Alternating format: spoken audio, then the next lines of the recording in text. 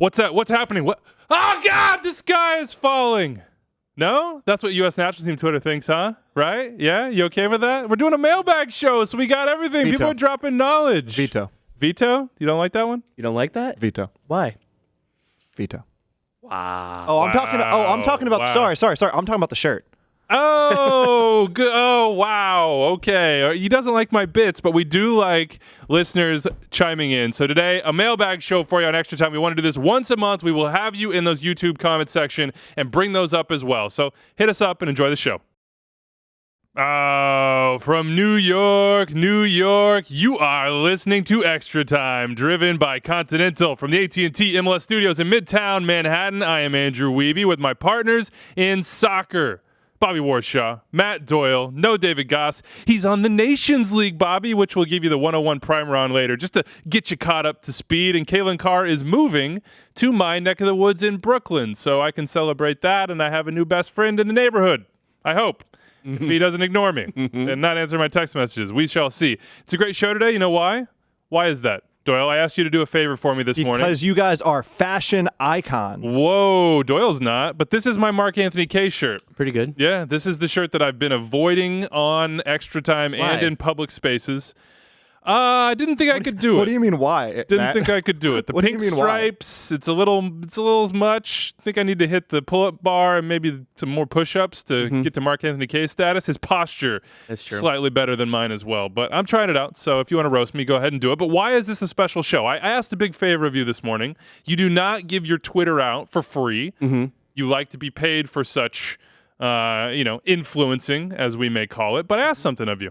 Yeah, you asked me to tweet out the fact that we're doing a mailbag for this show. Yes. And we wanted your questions, anything U.S. national team, Canadian national team, and MLS related. And possibly random. I didn't get a ton of random. I was hoping for more random. No, people are kind of laser focused these days. Yeah, Andrew. they are. It's just U.S. national team. Why Yeah. might that be? Because the U.S. lost 3-0 to Mexico at MetLife Stadium, and it was one of those performances that had Bobby, do soccer you have any Twitter questions? aflame. Do you have any questions about the U.S. national I have team some right questions. You- We'll get there. One we'll or get there, two? Matthew. Okay. You may have, written his column afterwards, or he wrote it, and you may have read it. He may have changed his mind as well. A couple things before we get there. Just a news item here. There are reports out there, which I cannot confirm or deny. I don't have inside information on it, that Sacramento is going to be the next MLS expansion team. That's coming from sources in Northern California.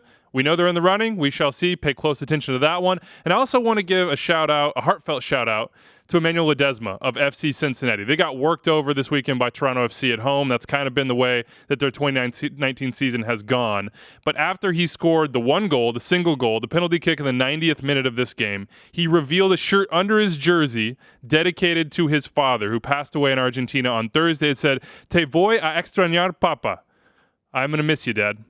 So I think that somewhere in heaven he says he's watching me, and I wanted to dedicate that goal to him. He asked Ron Jans to at least bring him on as a sub. He didn't get to start, but bring him on in order to honor his father, and he did just that. So our thoughts go to him and his family in this difficult time. Also, before we get to the U.S. national team, Sam Lafromowitz had this to say. Just take a quick second on ETR to mention that Phoenix Rising is on an undefeated streak of 18 games. Just mention it. So here it is being mentioned. Solomon Asante with a beautiful free kick to beat San Antonio FC in the USL Championship. It's not just undefeated, right? It's a winning streak. It's winning. They have won 18 straight games, which is absolutely incredible. Yeah. So big congratulations to Phoenix Rising. And now, dun dun dun, darker times. Chicharito, Eric Gutierrez, Uriel Antuna, goal scorers for El Tri. Tata Martino's El Tri at MetLife Stadium against Gregg Berhalter and the U.S. There was some gnashing of teeth before this game because Will Trapp and Gyasi Zardes started it. Told you so. Let's just get right to it. Sebastian Salazar had a tweet, quote, "I see where the narrative is going," said Gregg Berhalter after the first questions of his post-match presser. And I can tell you where that narrative was going, which is we're not good enough. The system's not going to work. Gregg Berhalter's the wrong coach. It's not going to get better. Woe is us. Gregg Berhalter said, "From my perspective, I'm happier about this game than the Gold Cup final. In the Gold Cup final, I felt our only solution was to play the ball long. Now we're doing what I'm envisioning." What he was saying is playing out of the back, trying to control possession. And they did control possession in a percentage game. Mark Kastner just said, how can this be spun as anything but a total disaster? And I'm just going to open the floor to you guys, Bobby or Doyle or whoever wants it right now. I think saying they controlled possession is generous. They had more possession. They didn't accurate. really control anything about the game. First of all, I don't like the fact that Gregg Berhalter used the word narrative in this situation. Because that's Andrew Wiebe's. It's Andrew Wiebe. One man that gets to use that, and it's Andrew Wiebe. It was a wink. It was a shout out to Wiebe. That's my. But no, this is his way of undercutting what I think are legitimate questions about the national team right now. And a lot of coaches do this. It's like it's a Bruce Arena staple. It's a Bob Bradley staple. It's a, if you think about football, it's Bill Belichick has done stuff like this for decades now. And it's a way of kind of dismissing what I think are legitimate questions. I don't know if it's dismissing. In my mind, and I don't have a problem with him using it, because I think Gregg Berhalter, as every coach out there, Bob Bradley, I think, was one of the kings of it over the last 7 or 8 years, because he figured it out, because he experienced it in this exact job.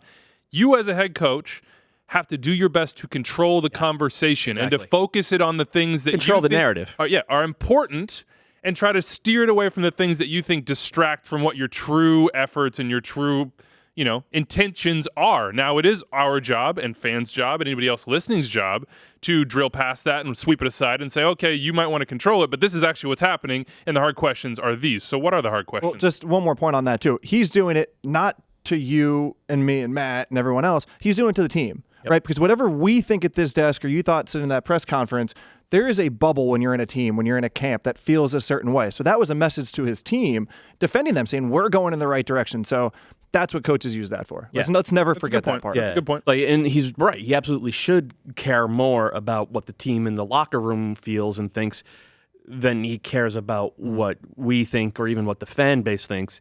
I do think he should edge back maybe in the direction of the fan base a little bit. And the U.S. national team fan base needs a win, not just a win on the field, but a win in terms of what we look like, what we play like, and, who's out there doing it. And that's the thing.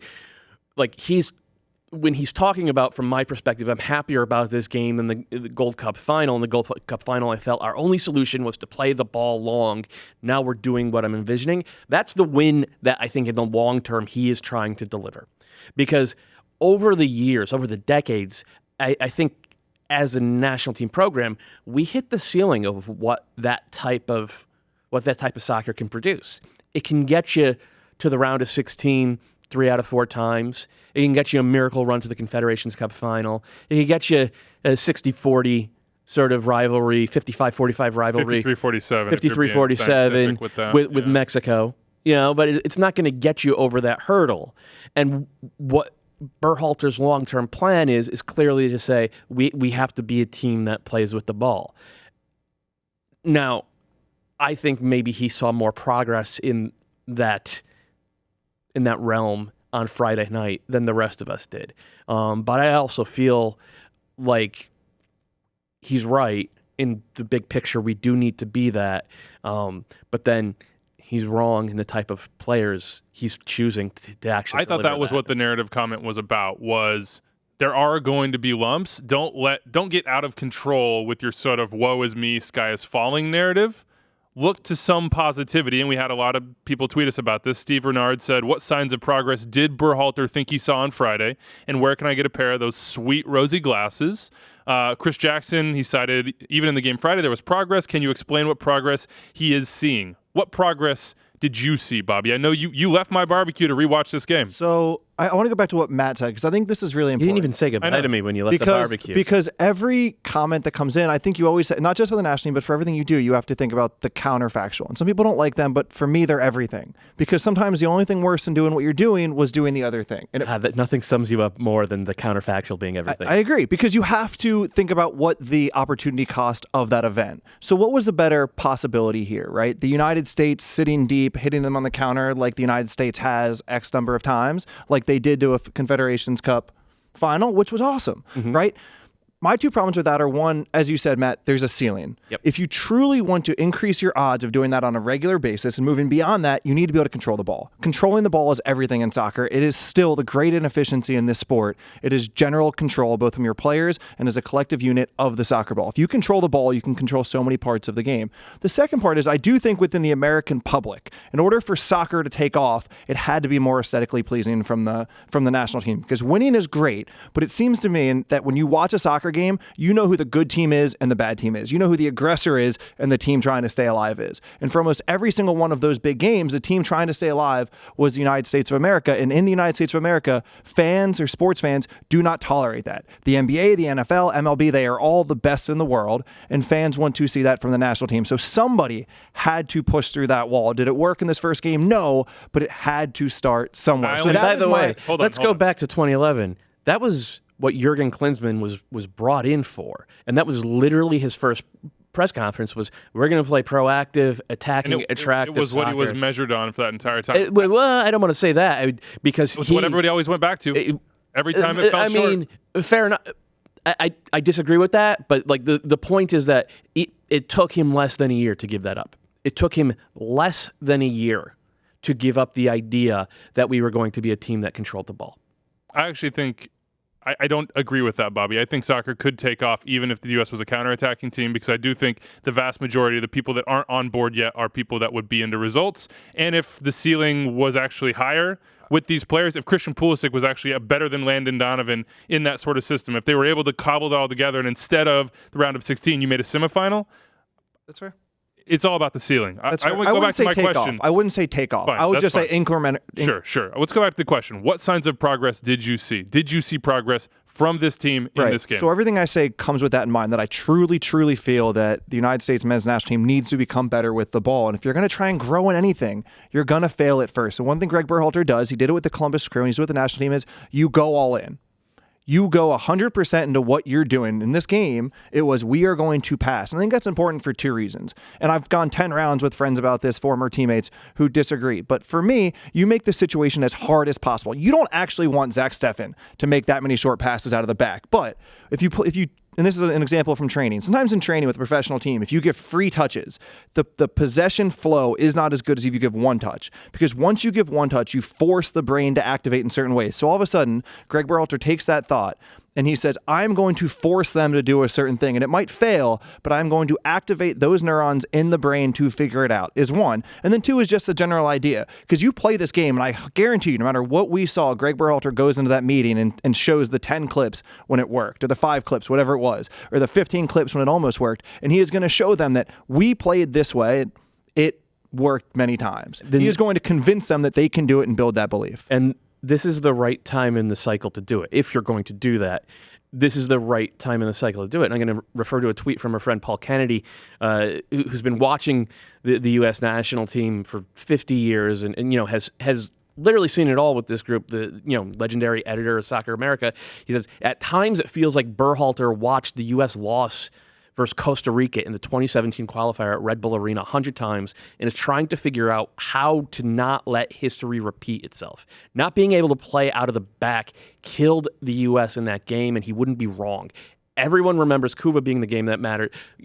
Everyone remembers Cuba, but the game that mattered was the Costa Rica game. I think that downplays Cuba, but you do this against Mexico at this point in the cycle because when you play Costa Rica and Honduras and Jamaica and Trinidad and Tobago and Guatemala and El Salvador and probably Canada and anybody else that the U.S. might meet in the hexagonal, they're going to force the U.S. to have 60% of the ball.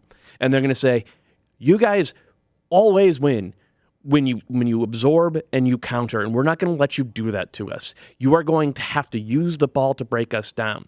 So doing it to the insane extent that the U.S. did against Mexico on Friday night, I think is Berhalter's version of the path to being able to do that in a World Cup qualifier in San Jose or Tegucigalpa or at the office or in Cuba. And you go to the extreme against Mexico, but we should add too, this was not the right way to play, and Gregg Berhalter, I'm pretty sure, knows that, right? He does not actually want Zach Steffen making 8-yard passes to the center midfielder. He does not want Aaron Long and Walker Zimmerman making those passes. In his ideal world, it would be... Can we say trying to make those passes? Yeah, that's a good point. Sure. In his ideal world, and like in the way he actually views the tactics of the game, those passes wouldn't be made, but at some point you have to make it as basic as possible to at least force them to try so they can build the foundation to then implement the tactical ideas, which is the switches to the outside back, the clip balls into the center striker, the 40-yard balls to the second center mid for the bounce pass. So you're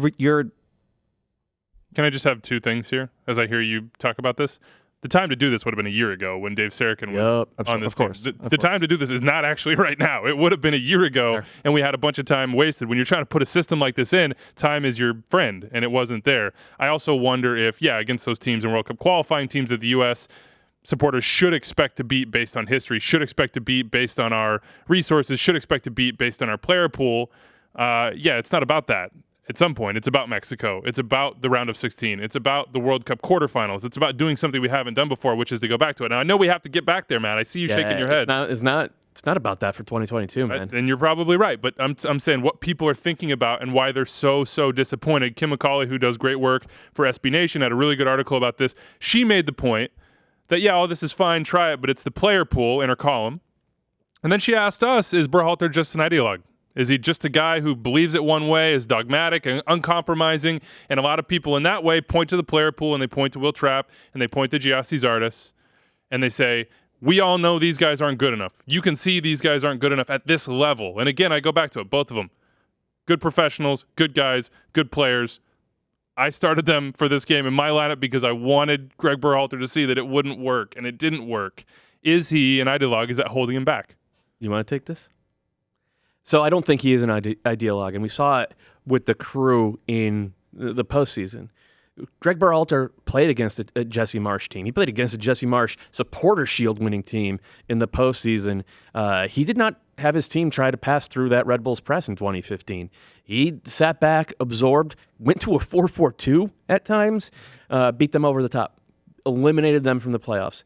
2018 against Atlanta, or 2017 rather, against Atlanta in the postseason. And the Revs in the regular season. Because he had been an ideologue in 2014 against the Revs. The Revs crushed him in 2014. Beat the Crew, I think, 7-3 aggregate in the playoffs. So he learned from that. 2015 change. 2017 against Atlanta, it was the same thing as against the Red Bulls. He said, you're gonna have to beat my team with the ball because we have a match-winning goalkeeper. We have a back line that doesn't make those kinds of mistakes, or didn't at that point in the season. And we're confident enough that we can keep you out. So I don't think that he is an ideologue when the chips are down. And we saw that in the Gold Cup. In the Gold Cup, the U.S. in the first 20 minutes created 3 or 4 golden chances by just playing over the Mexican press. What he has been an ideologue about since day one with the national team, it's not the formation. It's not where he's going to use Christian Pulisic. It's not Gyasi Zardes. I think I'm tired of seeing Gyasi out there, but I think I understand the reasons why. It's not how he uses his fullbacks. Serginho Dest came in from the left side in this game. We've seen guys come in from the right side in the past. We've seen Reggie Cannon as just now a traditional end-line to end-line fullback. None of that is what he's an ideologue about. What he's an ideologue about is having a number 6 who can play that ball. And he feels that Michael Bradley is great at it, and he feels that Will Trapp is great at it, and he doesn't seem to have the confidence in anybody else to play that ball. And that's the long-term concern, because Weston McKennie doesn't do it, and I don't think he's a defensive midfielder anyway. And Tyler Adams has literally never been in a system where they're asked to control the ball, they're asked to control, and he's asked to control where on the field the game is played. Red Bull, whether it's New York or Leipzig or Salzburg, is about controlling the tempo by just destroying the notion of tempo and controlling space. And that is my biggest long-term concern right now, is that the thing that Berhalter's an ideologue about does not necessarily match up to the skill set of the most exciting players coming into the player pool. I think, Matt, you nailed it, because there's evidence through his time with the Crew that he switches up styles. Yep. Right? That if it really comes to it, he will change it up. But the second thing I want to point at is I don't want to think that being an ideologue is bad. Right? Because if I've said this in some of my articles, when you actually do the game theory or the logical tree, whatever you want to call it, of soccer, passing wins, right? If you want to button up your offense to your defense, to your defensive transitions, to your attacking transitions, passing wins. We use this word pragmatic as if it's the smart way to go, or if you try and pass, it's only for the fun of it. No, passing wins in the logic of soccer. Is it harder to coach? Yes. Do you need better players to do it? Yes. But I just worry sometimes that we use this word ideologue or pragmatism just incorrectly for the sport. So I personally have no problem if Gregg Berhalter tries to build a passing team, because it's the best way to play this sport. And let me just say that passing and counterattacking are not opposite ends of the spectrum. Nor is pressing and creating turnovers. Right. Like, you can be a great passing team and still be a great counterattacking team, and vice versa. I would argue France in 2018. I would argue the Real Madrid team that won 4 out of 5 Champions League titles. Like, those were great passing teams, and those were great counterattacking teams. And the only thing I want to add there is that might be different for national teams. That is the part that I will cede. I believe to the 99.9th degree in this way to play club, it might be different for national team, and that might be the hill that Berhalter is dying on. NY Footy Guy, Die Hardman, 2 E's on Twitter. Is Will Trapp going to start in perpetuity? Perpetuity? Perpetuity. Yeah. You should have gone for... Look that one up too, huh? Listen to it before we had to listen to somebody say ideologue before the show. Well, now I've been outed. Nothing you do in private is ever... It's all content, Not safe. It's all content. That's fine. I recognize that. Is this a Will Trapp? Is this the end of the line for a Will Trapp with the national team, at least as a starter?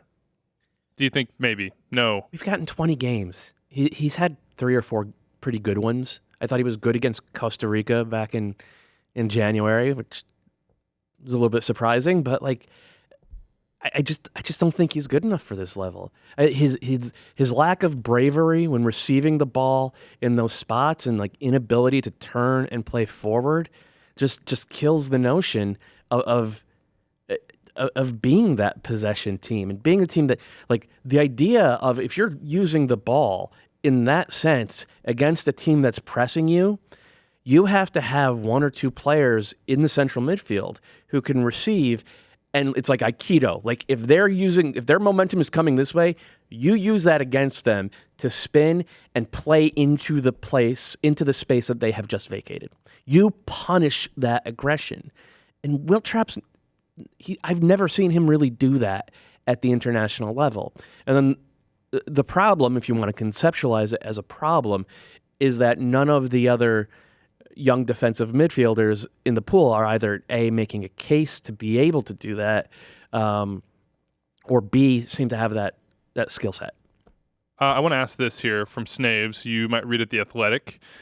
We should know at this point that Berhalter explicitly isn't making any adjustments or tweaks to his system because he wants the team to take lumps now for the sake of learning. We've covered that territory. When is, quote, too late for the players not picking up the system? Does it have a cutoff? We should note that he has made adjustments, right? Yeah. Through the defensive scheme. They did man-to-man marking against Curaçao. They did man-to-man pressing against Curaçao in the Gold Cup, where they did man-to-man pressing out of a mid-block against Mexico at MetLife. They did zonal. So he's made adjustments. He's made adjustments in this game, too. Like, they played a double pivot. I was going to say, he's changed the midfield rotations. So he dropped the 2 higher midfielders deeper back on the build-out this game to try and create space for the space they didn't take, which was a little bit weird. So allowed the fullbacks to play higher. He's actually made plenty of adjustments. The next question, when is it too late for a player to pick up this system?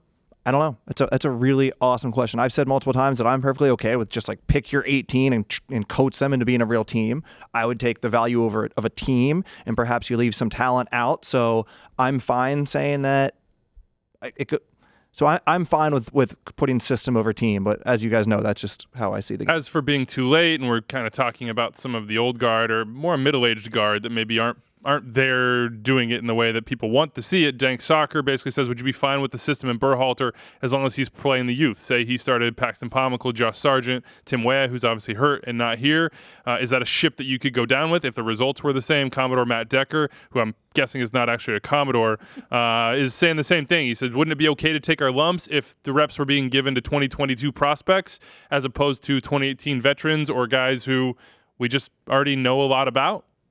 Like, would that would make this a little bit more palatable? Yeah, if Josh Sargent started this game instead of Gyasi Zardes, if Paxton Pomykal, like, would you think people would be more? It is always the drug and the elixir of sport is to play the youth. It's the number one. It's the number one way to solve all coaches' ills. So you don't think so? Do you think we would be better off doing that right now? I guess is the more direct question. Just so the listeners and the viewers know, Bobby and I have had some testy exchanges about this concept over the years. Then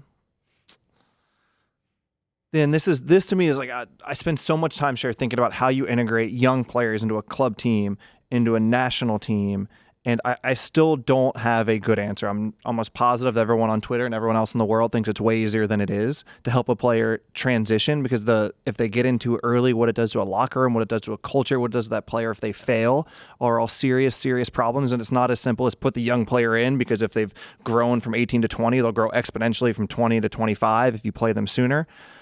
So I just don't have a good answer to this. Should he be playing those players, Matt, in your mind? I think he should. I do, and let me give you the argument for still playing Zardes and Trapp. It's not my argument. It's from a buddy of mine who has a blog. It's positionalplayscholar.com.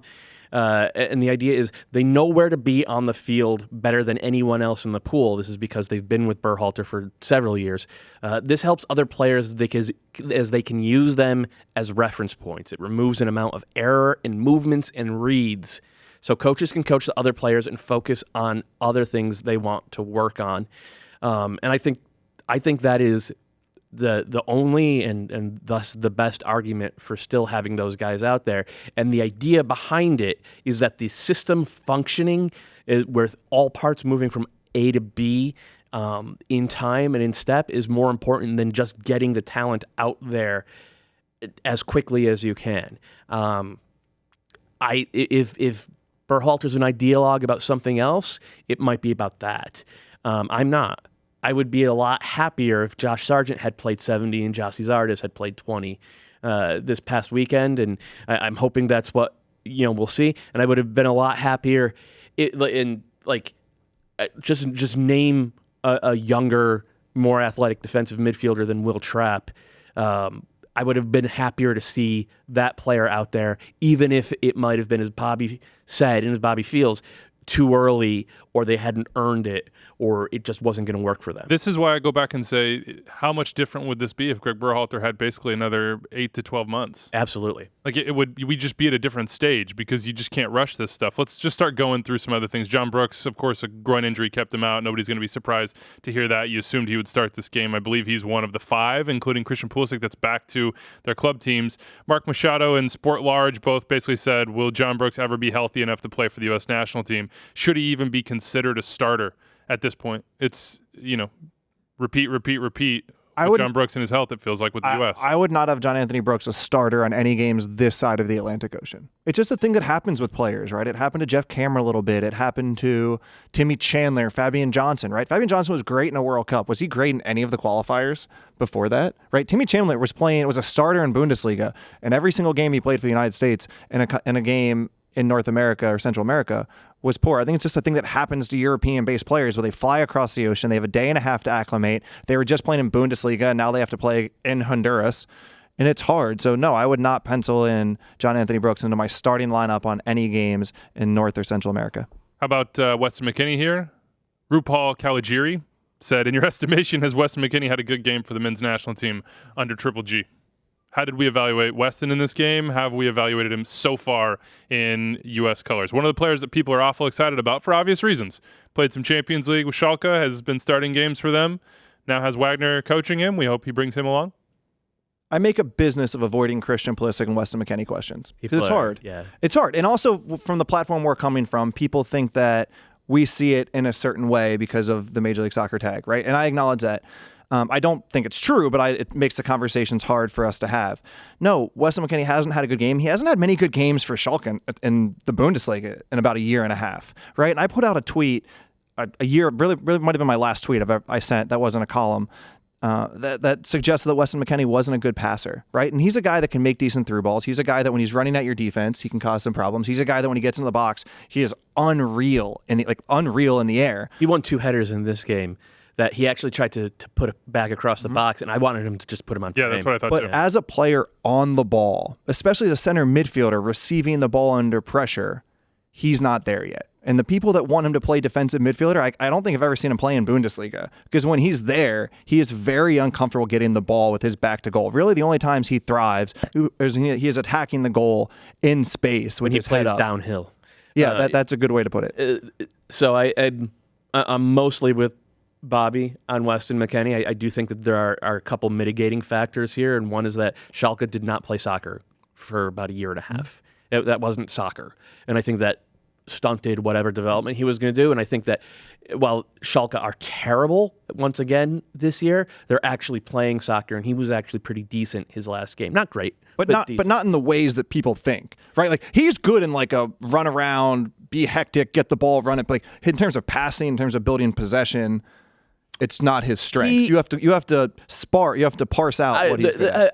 I would agree that he is naive and too often hides from the ball in possession, and that's going to be the struggle. Is like can he actually do that? We don't know if he can do that. David Wagner seems to be betting that he can, and his pass completion numbers have been pretty good so far. I thought he was a little bit better receiving the ball with his back to goal at times in this Mexico game, and turning and trying to make something. He at least had the idea to do it, but he's not there yet. If the U.S. was playing a qualifier tomorrow against Mexico, Weston McKennie would not be a starter for me. He absolutely would not be a starter. The hard part is that, but you would start a Paxton Pomykal.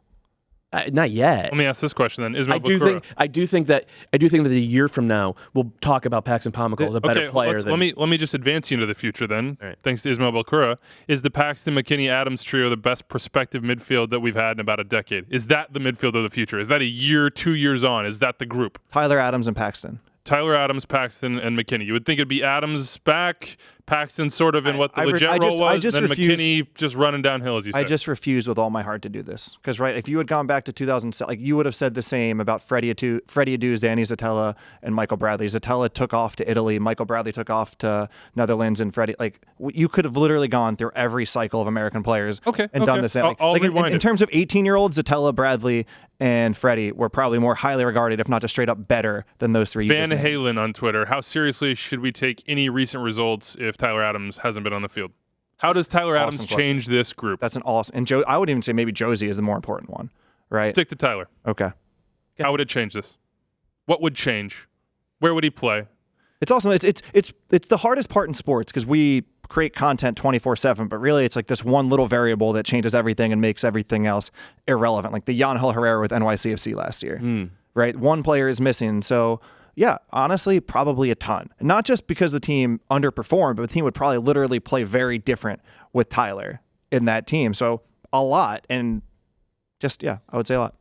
I think Go ahead. Defensively is my hope that it would be different because, and we haven't really gotten into this, which is shocking. There's been more focus on what the U.S. look like in terms of their shape when they have the ball than their shape without it, and we're still playing that 4-2-2-2, where without the ball in mid block and essentially a 4-4-2 with the wingers a little bit higher. So it's a 4-4-2. Yeah, and they did a much better job in this game through 70 minutes. They did a much better job of keeping Mexico out of zone 14 in particular. Held Mexico to 4 shots through 70 minutes. They were actually a lot more robust in terms of bend, don't break defense. Every chance Mexico created through the first 2/3, almost 3/4 of the game, or even more than 3/4 of the game, came from turnovers that the U.S. played their way directly into, or just going straight at Sergio Dest. Sergio Dest struggled defensively. Nobody should be surprised. Nobody should throw him out in the trash. He's 18. It's his first international. But I was encouraged by that. But at the same time, there hasn't been any real progress in using that shape to force meaningful turnovers.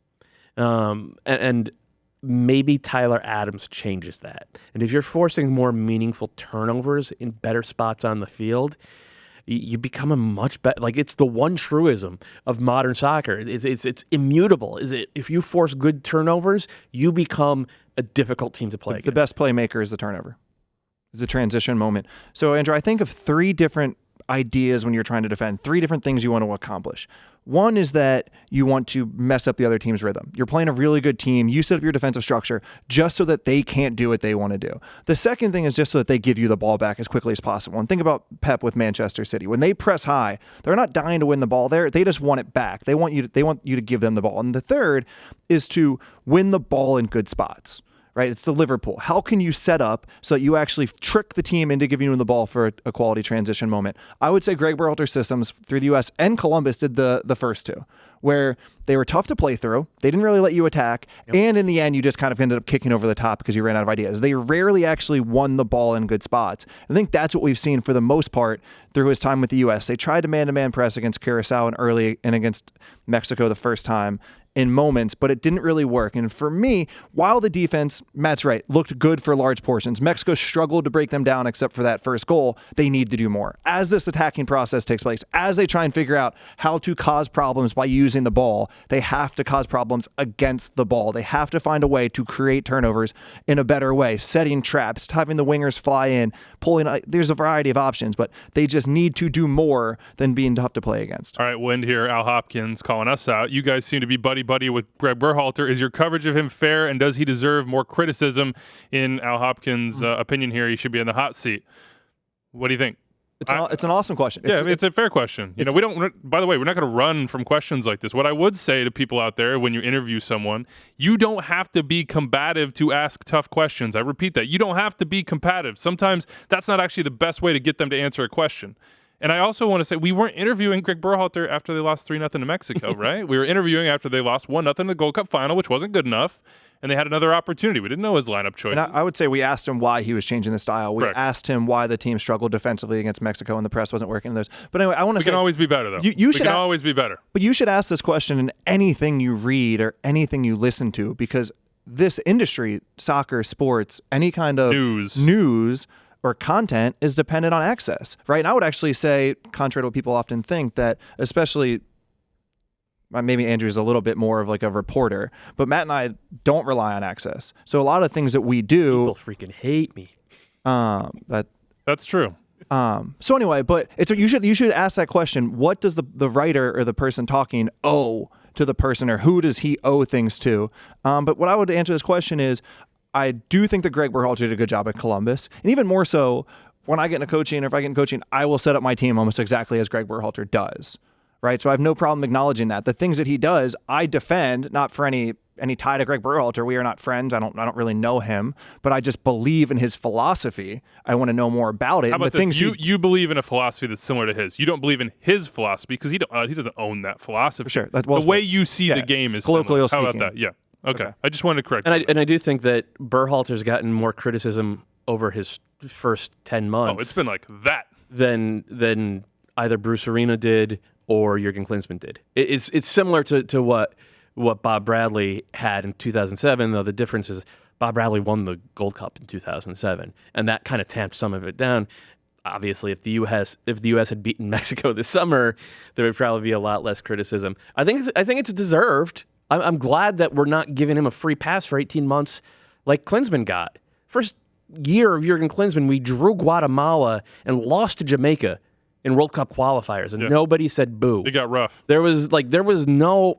Anyway, I don't want to rehash. Like this is old ground at this point. You think our mental health is low now? Yeah, just remember that. Time out. Let's go on to happier things. I mean, we've mashed this. We only got 15 minutes left, and I do want to talk MLS, or actually a little bit more than Let me that. just say, like can we just do the counterfactual about what this team would look like if Tata was the head coach? And we'll be really fast. No, this is important. Don't do it fast. This is important. This is like so is MLS. We got some good. Okay, give it to me fast. We're wasting time debating. We've talked before about teams that win by controlling the ball and teams that win by controlling space, and the change. It's a sea change for Mexico is that they are becoming a team under Tata that is winning by controlling space. And they did it against the U.S. in this particular game by pressing the hell out of us. And it was initially a 5-man press. It ended up becoming a 7-man press where he was having their fullbacks press our fullbacks, their wingers press our forwards, and Chicharito is like a roving ball winner underneath, just making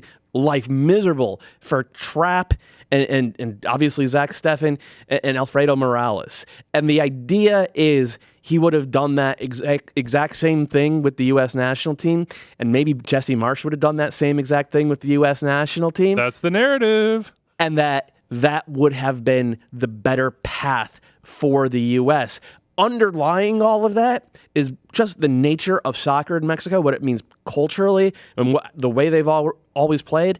They are still very good at controlling the game with the ball. So they now have these two things that make them really, really good. And I'll say it right now. They're going to play a 5th game at the 2022 World Cup.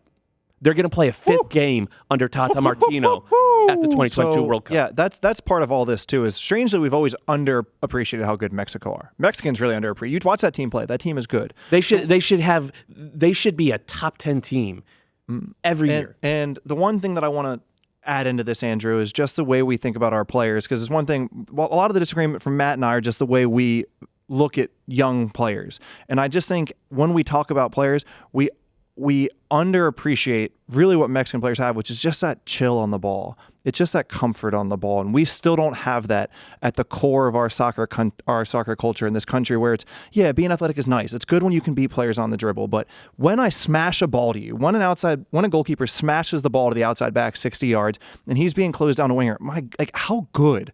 You can press all you, but if you can control that ball, it changes the game completely. And I still think when we watch players, when we evaluate players, when we talk about players, when we groom players, we underestimate that if you can control a soccer ball better than the person across from you, you are at advantage more so than any athleticism, any dribbling ability, anything else. And we saw it with Leggett, and hopefully we'll see it with Paxton Pomykal. All right, some news out there. Paul Tenorio reporting it right this second. Breaking: U.S. Soccer CEO Dan Flynn will retire on September 16th per a source.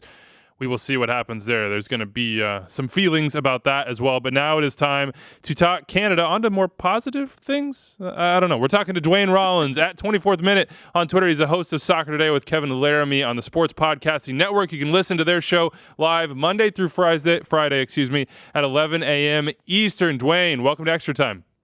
Good to be back. Good to be here. I hear that last time you were here, one Jonah Friedman was hosting. So that was like, what, Jurassic era?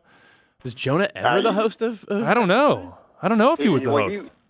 He was the host the day I was on anyway. I was talking about Dwayne De Rosario, so it was a while ago. It was a while back now. Okay, so you and I had a little Twitter back and forth based on the conversation that I believe David Goss and I had on this show last week. So go ahead, set me straight. What did we say that was incorrect? What should we have been saying? And I think this was about the Hex and Canada's chances to get there.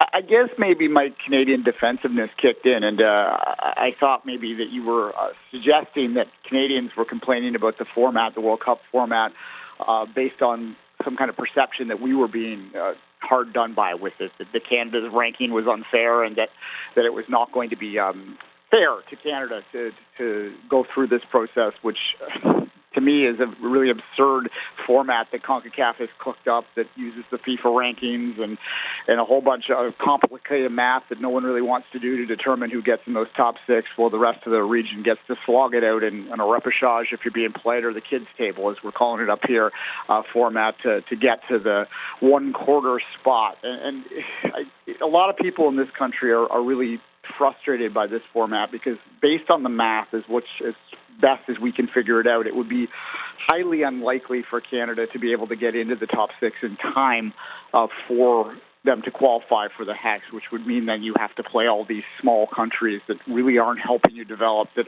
aren't pushing you in a way that's going to get you good enough that so if you ever did qualify for a World Cup, you would actually be competitive in it. And I think that's the biggest issue that we have up here, more than whether or not we deserve our 8th in CONCACAF ranking or our whatever it is in the FIFA rankings overall right now, 70-something. I think we all understand that Canada's play in the past, blowing 2-goal leads against Haiti in the Gold Cup doesn't help, has earned that ranking. I think we probably both agree on the fact that this qualification system for the Hex does not even the playing field in CONCACAF, does not give countries who have not historically been good the opportunity to make a World Cup and to buck their history. We agree there, and I think you summed up pretty well where our disagreements are. But you had to be jacked up, though. Bermuda takes down Panama, and that's what you need. You need Panama and El Salvador to stumble, and you need to be perfect, I guess. Is that your understanding? That ELO requires you to be perfect, that you have to win Nations League, take down the U.S. in the group, and go all the way to the final and get it done?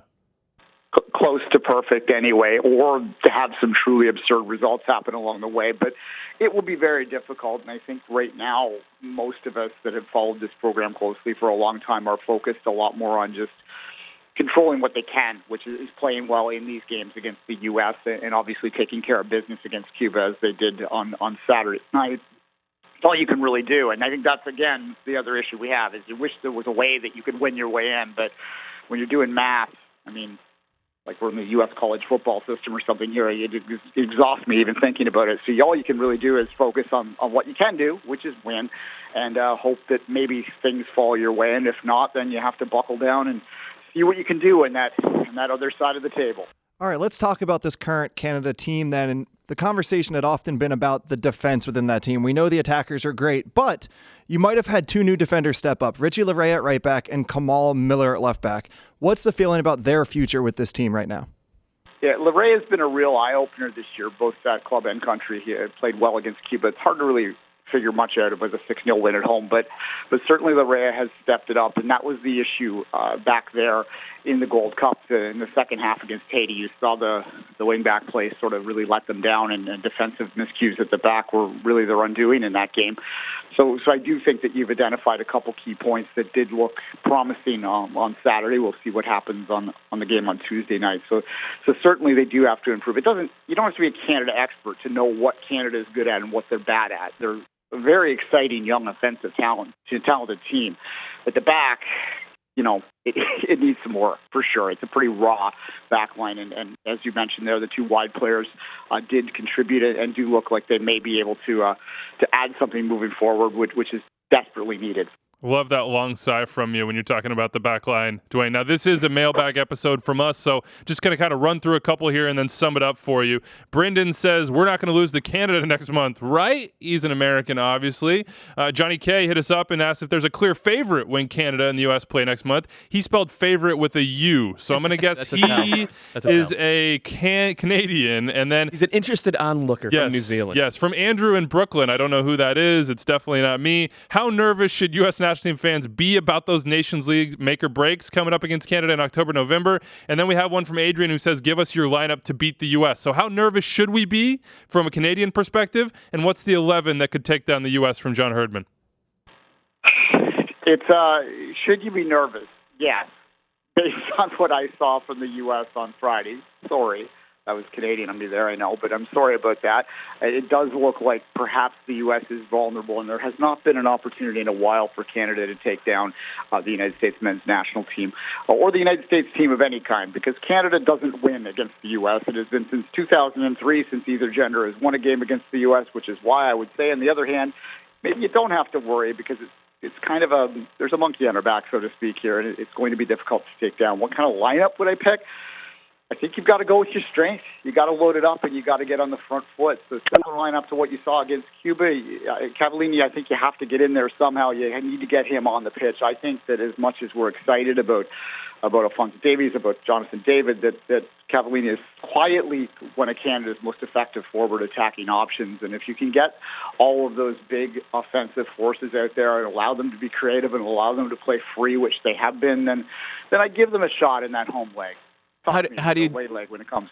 Go ahead. How do you do that with Cavallini though? How do you get him and David and Hoylett and Osorio and Davies all onto the field without kind of fatally compromising your ability to defend? Well, there is the $1 million question, and it's John Herdman. He has to answer that. I think Osorio is probably the victim of that, the odd man out. Oof. It's hard to say that too. Osorio is often the odd man out, whether it be in Toronto FC or with Canada when you're trying to do ideal lineups. Look, if I knew the answer to that more effectively, I would be in John Herdman's chair right now. But certainly, if you look at, like I say, you got to get the most talent you can on the pitch, and if you know your back line's vulnerable, then you want to protect it. And maybe you look at MAK and Piat sort of playing some kind of double pivot back there to protect that back line a little bit more. And I don't, we're getting into crazy formation talk now. That as I say, that's where we live, Duane. That's where we live. Fair enough.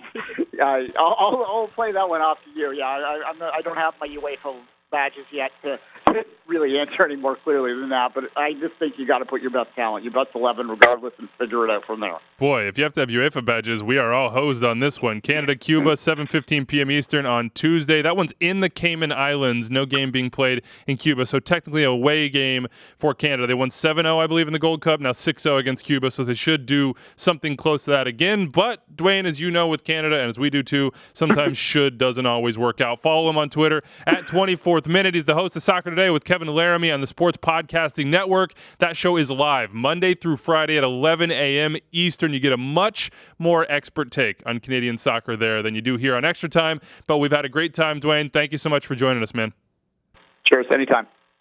Big thanks to Duane. Let's head to MLS. We have a lot of questions from you here as well. This is one of those days, by the way, where I think back on our 90 to 120-minute sessions in the green room, back when we were in a little bit different digs. You're right. We got to get going. Sorry, Bobby. Let's go. Is there an MLS team that could beat Mexico right now? No, right, says Mr.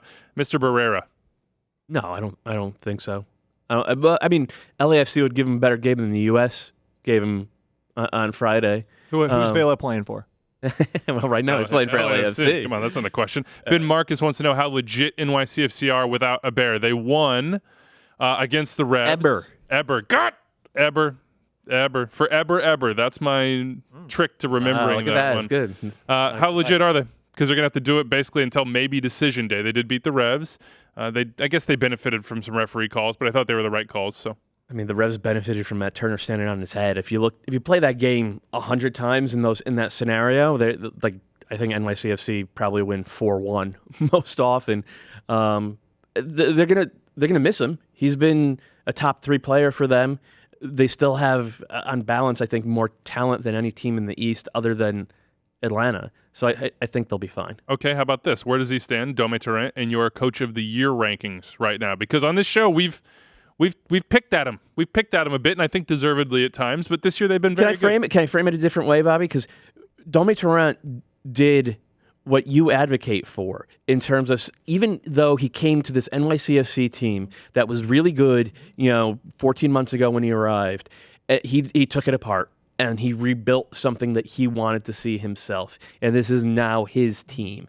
Is that not what you would have done? No, it's exactly what I would have done. And Andrew made the best point about NYCFC possible in Mass Confrontation a couple weeks ago, saying it's just weird to comprehend this NYCFC team because Dome Torrent tried to fix something that wasn't broken. He broke it, and then he fixed it. I mean, I have my column coming out later on Monday, basically says, how do we conceptualize this NYCFC team? They were already a top 3 team. When we thought about NYCFC going into 2018, they were already a team that said MLS Cup or bust. Yeah, right? They were there with the Red Bulls. And all of a sudden, just because the coach made them bad, you don't get credit for getting back into that category. You just failed in the interim. So for me, no, Dome Torrent has done a good job, but he has not done a good enough job to, especially when you look at the beginning half of the year when they were neither taking that many points nor playing that well, to get into the top 4. Okay, how about this? Let's keep it in the Eastern Conference. I think top 5, though. Yeah, I definitely think he's at least in the conversation. That's what Doyle does. Whatever the cutoff is when he actually has to write it, he takes that. He'll take that exact spot. That's an easy one. Top 5's easy. You just slap that one in there. Nobody's going to question you on it. Noah Mettenheimer and D. Steger both had questions about DC United. Noah said, can DC make noise in the postseason, or should they just close it down and look towards next year? D. Steiger said, what kind of players should DC look for in the offseason to replace Rooney and likely Acosta? I will start with DC and the players. On Acosta, look at Maxi Morales.